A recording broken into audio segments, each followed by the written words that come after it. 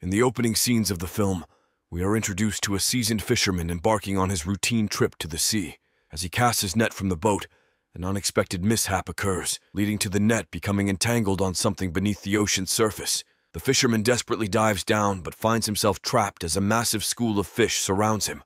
Meanwhile, a lighthouse keeper, engaged in a conversation with her colleague in Germany about current affairs, is abruptly interrupted by a signal on her monitor. She rushes off to investigate. Elsewhere, a character named Charlie is compelled to swim to Judy Boy and dive into the water to retrieve a tangled sensor from fishing nets. In Canada, a young whale researcher named Leon responds to the discovery of a giant killer whale washed ashore. After examining the animal, he delves into an investigation at the fishing dock to uncover who among the poachers caused severe harm to the whale. As the narrative unfolds, Charlie and her newfound companion work to launch a repaired sensor into the ocean, tasked with monitoring marine animal populations. They notice an unusual abundance of methane ice fragments around their boat. Leon, on the other hand, finally hears the whales and learns of their sightings in various coastal locations. He contacts his girlfriend Lizzie, who is taking tourists on a boat to observe killer whales in the wild. Suddenly, a colossal whale emerges next to Leon's boat, leaving everyone in awe. After a tense moment, the giant creature disappears beneath the waves, setting the stage for a series of mysterious and captivating events to follow. A pod of orcas gracefully takes its place as Lizzie guides the tourists onto the ship's deck. Everyone watches in awe as the majestic whales make their appearance. A colossal humpback giant also emerges nearby, allowing the tourists to witness it up close. The strange behavior of the humpback whale delights everyone, except for Leon, who attempts to warn his friend but is too late. The next move, the whale strikes the vessel's middle, causing a chaotic scene.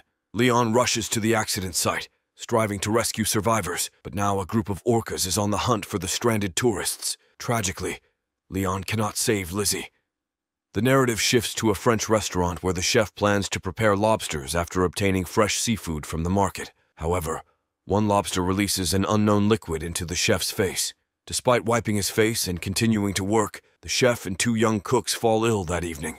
The chef passes away while the two cooks are hospitalized, awaiting test results to determine the cause. Simultaneously, a Norwegian ship in the sea lowers a camera to study an unusual phenomenon, an invasion of ice worms. A few specimens are brought to the surface for study, revealing a surprising characteristic. These creatures possess jaws and reproduce at an astonishing rate. A commission forms, unanimously concluding that a new species of worms and bacteria has been discovered. Leon discusses his findings with the owner of a fishing boat, who witnessed the humpback whales attacking other vessels the day before. Additionally, Leon uncovers another anomaly. The ship's bottom is covered in a thick layer of mollusks, an unprecedented occurrence. A group of scientists deploys a sampler to the seafloor to investigate the soil where the worms were found. Unfortunately, a methane leak triggers an explosion, endangering the ship and its crew. The scientists are gripped by fear, not just due to the operation's mistake, but also the ominous test results. In addition to the warmth detected on the seafloor, there are ice-eating bacteria that can reach the deepest depths. Jazz records a video message for Charlie when something bizarre occurs, and alarming readings flash on the monitors. The water beneath the ship begins to boil, and an unseen force drags it into the abyss. The storyline shifts to Venice, where a young, amorous man recites poetry on a bridge.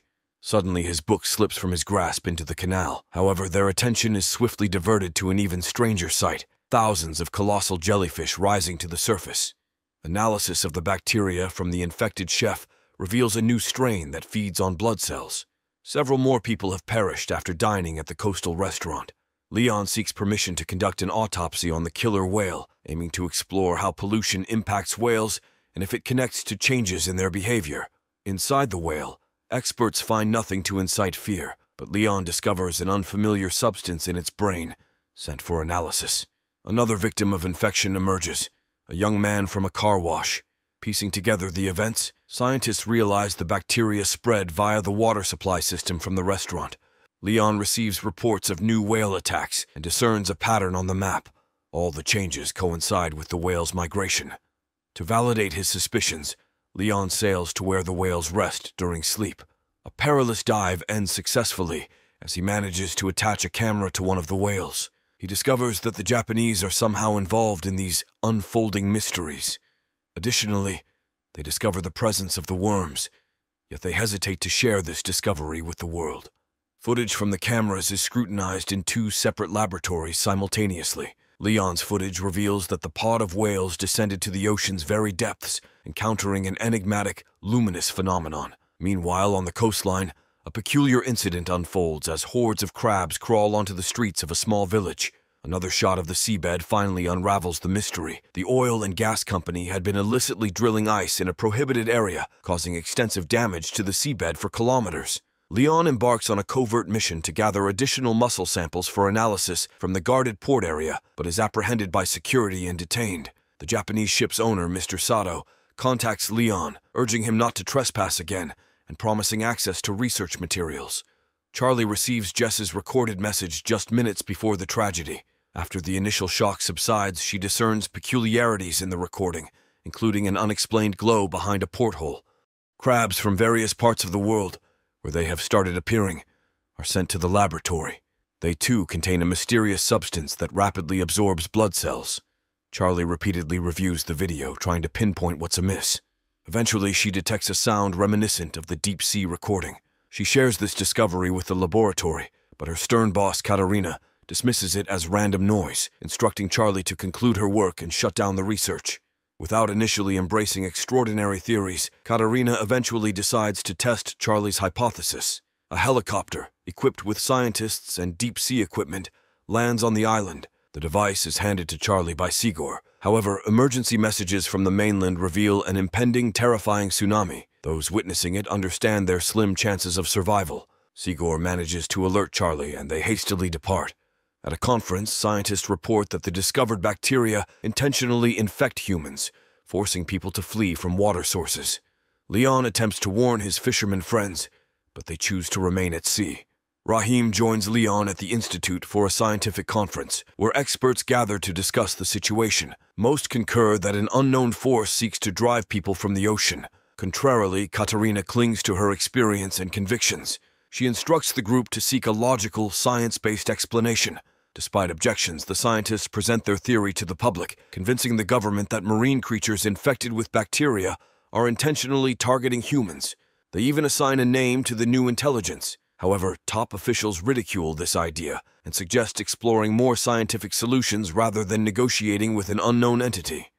Astrophysicist Samantha Grove comes to the aid of the scientists. Unlike politicians, she carefully examines the report and agrees that the peculiar sounds on various recordings exhibit the characteristics of an unfamiliar language.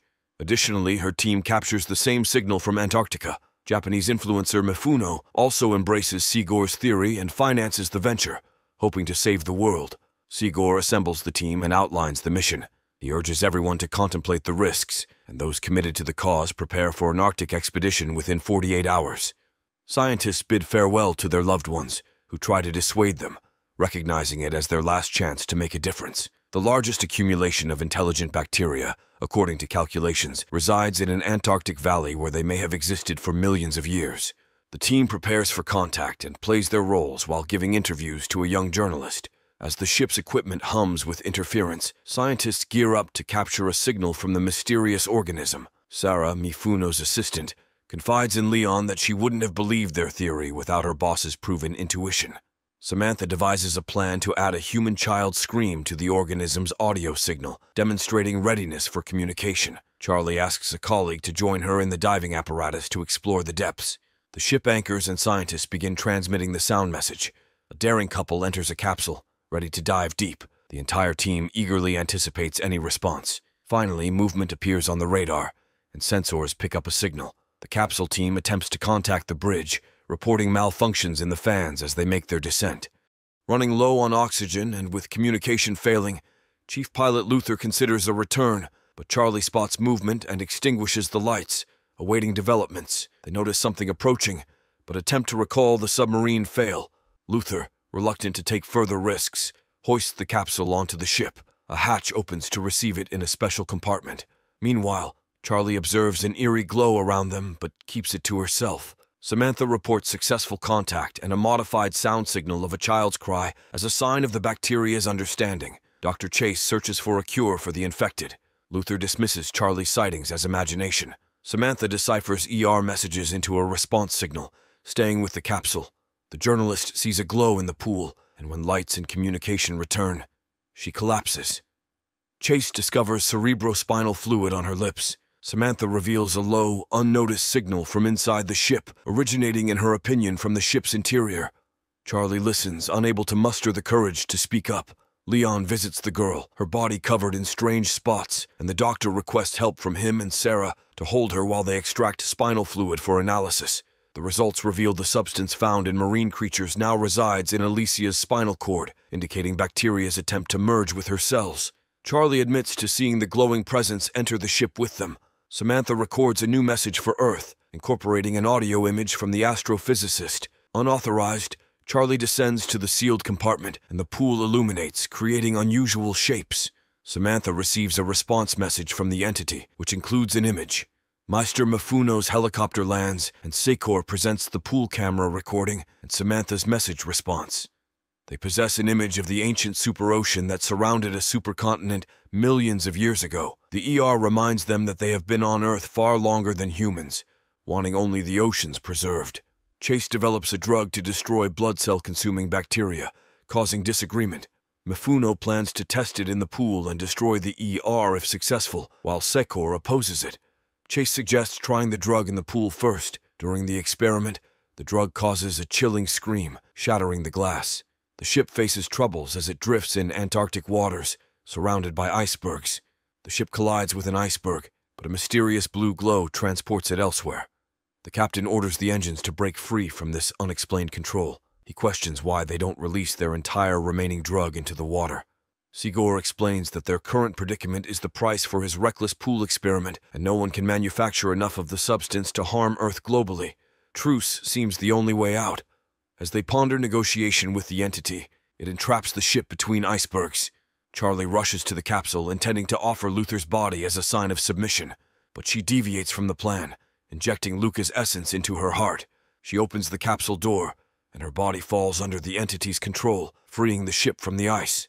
Charlie steers the ship to a deserted island, where she awakens with glowing blue eyes, gazing at the sky.